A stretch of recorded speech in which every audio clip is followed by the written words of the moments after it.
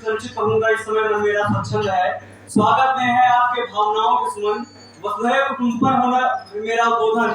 Bharti college के इस भव्य प्रांगण में आप सबकी रक्षा करें। जगत नियंता जगदीश विषय के पक्ष में बोलूंगा, नाम है रजनीश।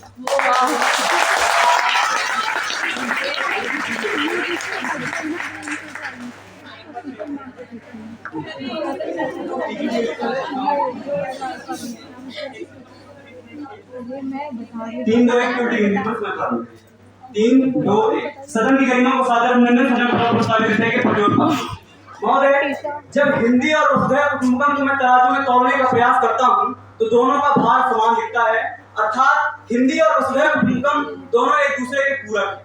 महोदय, हिंदी स्वयं में वसुधैव कुटुंबकम की भावना को प्रदर्शित करती है। विश्व की एकमात्र भाषा हिंदी भाषा है जो दुनिया की सभी भाषाओं को आत्मसात करने की क्षमता रखती है और अंग्रेजी और उर्दू जैसी भाषाओं को आत्मसात किया गया। जब महाउपनिषद का श्लोक कहता है अयम निजा परोवेति गणना लघुचेत सामुदाय चरिता नाम तु वसुधैव कुटुंबकम, अर्थात पूरी वसुधा एक परिवार।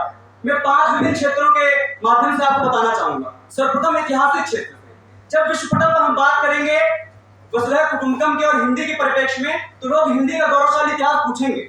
मैं बताना चाहूंगा कि 300 वर्ष की अंग्रेजों की गुलामी से हम मुक्त हुए तो हिंदी का एक बहुत बड़ा योगदान रहा है। हिंदी के कवियों ने जो इंकलाब लिखा, उन्होंने कई इंकलाब को पैदा किया जो एकता और समरूपता की भावना को प्रदर्शित करती है। जब इसको हम धार्मिक रूप से बात करते हैं, आज हम मर्यादा पुरुषोत्तम श्री राम के बारे में चर्चा करते हैं। अगर तुलसीदास जी ने अवधि में जो हिंदी की बोली है प्रदर्शित ना किया होता तो मर्यादा पुरुषोत्तम श्री राम के बारे में नहीं जानते थे, जो भारतीय संस्कृति को प्रदर्शित करती है। और भाषा भारतीय संस्कृति का एक अभिन्न अंग होता है।